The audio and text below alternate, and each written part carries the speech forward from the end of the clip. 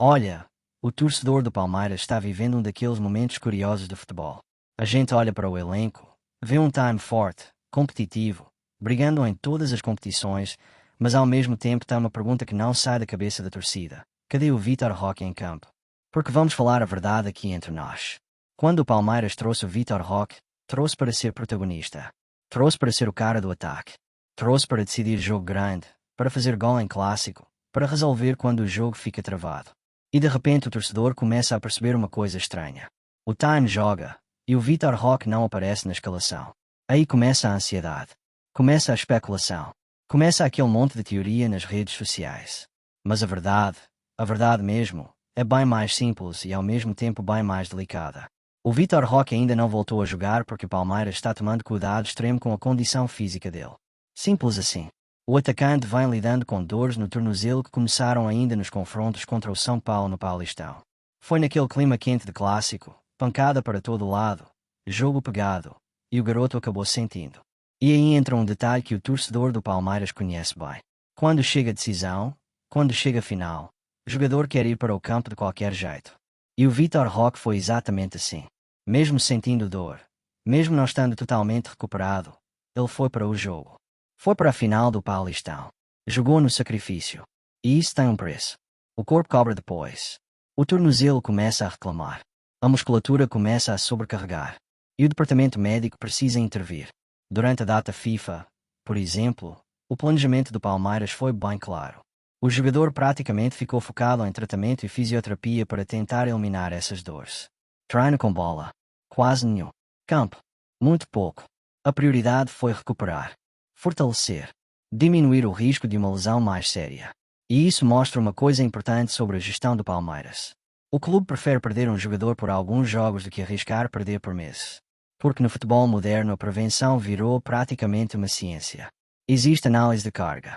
Existe monitoramento físico. Existe estudo detalhado de cada movimento do atleta. E no caso do Vitor Roque, o alerta estava claro. Se forçar agora, pode piorar. Se piorar, aí vira problema sério.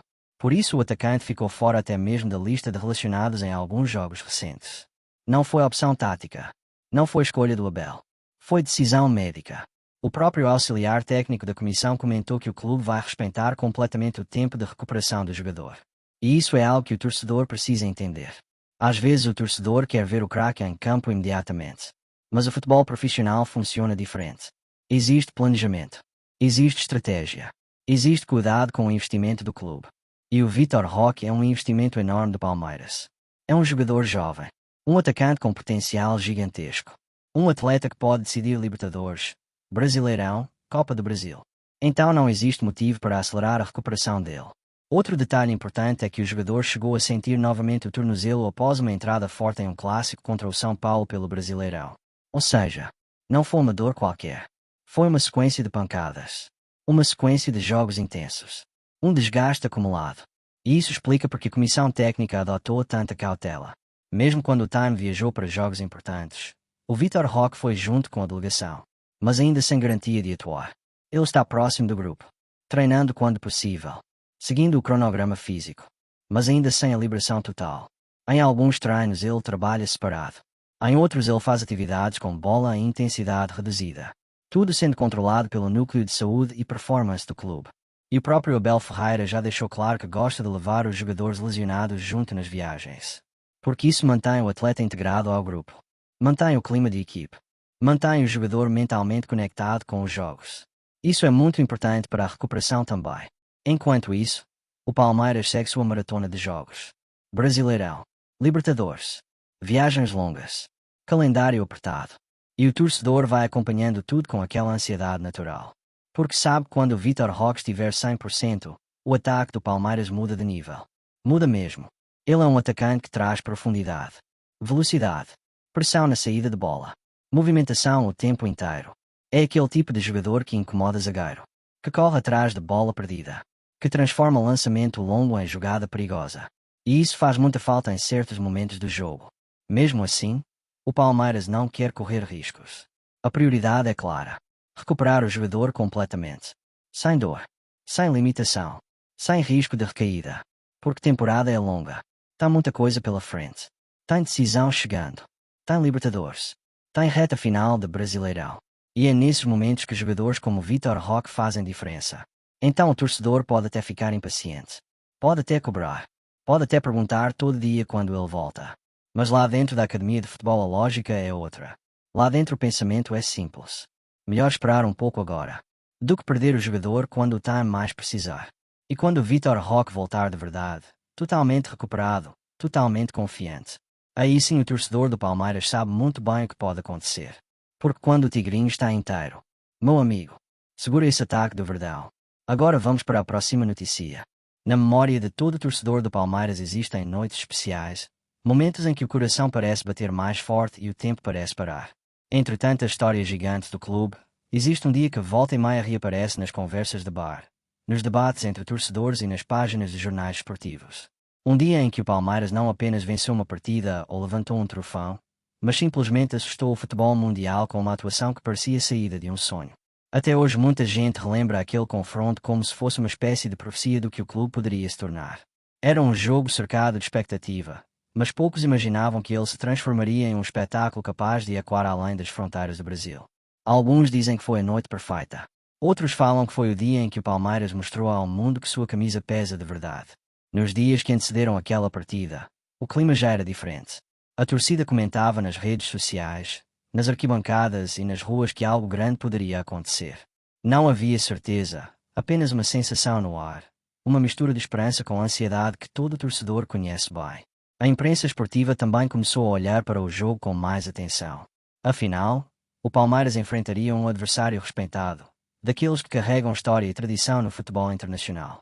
Era um confronto que, no papel, parecia equilibrado, mas que poucos imaginavam que se transformaria em uma demonstração tão impressionante de futebol.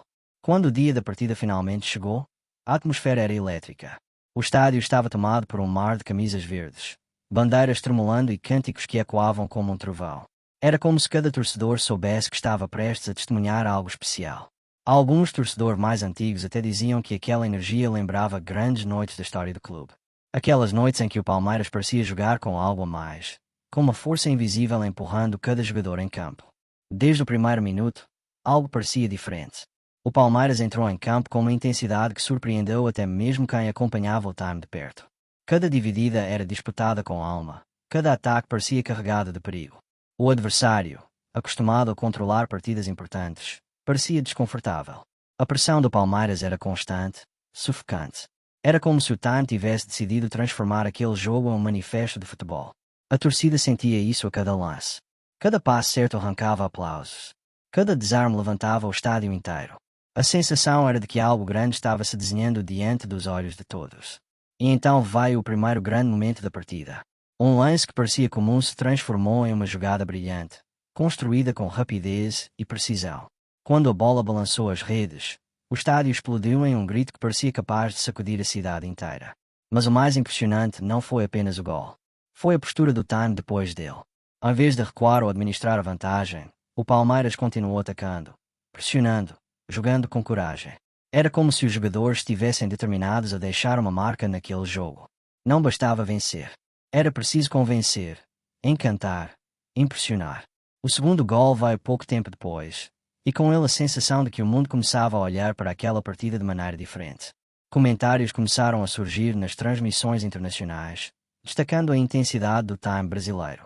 Alguns narradores chegaram a dizer que estavam vendo uma das atuações mais dominantes de um clube sul-americano contra um adversário de peso.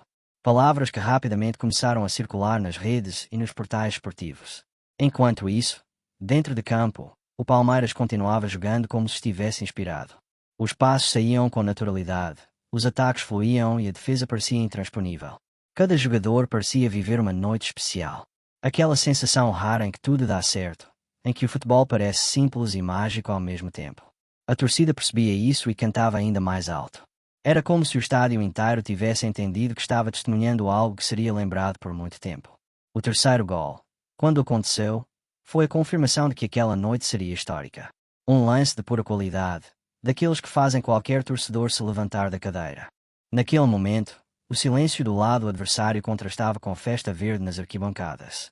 Era impossível não sentir que o Palmeiras estava escrevendo um capítulo especial de sua história. A imprensa internacional começou a reagir quase imediatamente. Comentários surgiam destacando a atuação impressionante do time brasileiro, apontando que aquele jogo poderia ser um divisor de águas. Alguns especialistas começaram até a especular que o Palmeiras estava mostrando ao mundo um nível de futebol capaz de competir com qualquer gigante. Essa ideia rapidamente se espalhou entre torcedores e analistas. O que começou como um simples jogo de futebol passou a ser visto como uma possível demonstração de força global. Muitos torcedores dizem que foi naquele dia que o Palmeiras mostrou que não era apenas um gigante brasileiro, mas um clube capaz de assustar o futebol mundial. Os minutos finais daquela partida foram acompanhados com uma mistura de euforia e incredulidade. Era difícil acreditar no que estava acontecendo. Cada apito do árbitro parecia aproximar o Palmeiras de uma noite que entraria para a memória coletiva da torcida. Quando o jogo finalmente terminou, a explosão de alegria foi gigantesca. Jogadores se abraçavam, torcedores choravam e jornalistas tentavam entender a dimensão daquela atuação. Na saída do estádio, a conversa era uma só. Todo mundo repetia a mesma frase. Você viu o que Palmeiras fez hoje? Nos dias seguintes, programas esportivos começaram a revisitar cada detalhe da partida. Gols, jogadas, estatísticas e análises tomaram conta da mídia. Alguns comentaristas chegaram a afirmar que aquela atuação poderia ser considerada uma das mais marcantes da história recente do clube. Outros foram ainda além, sugerindo que o Palmeiras havia mandado um recado claro ao futebol mundial. Mesmo com o passar do tempo, aquela partida continuou sendo lembrada. Sempre que o assunto surge, surgem também novas histórias, novas interpretações e até novas teorias.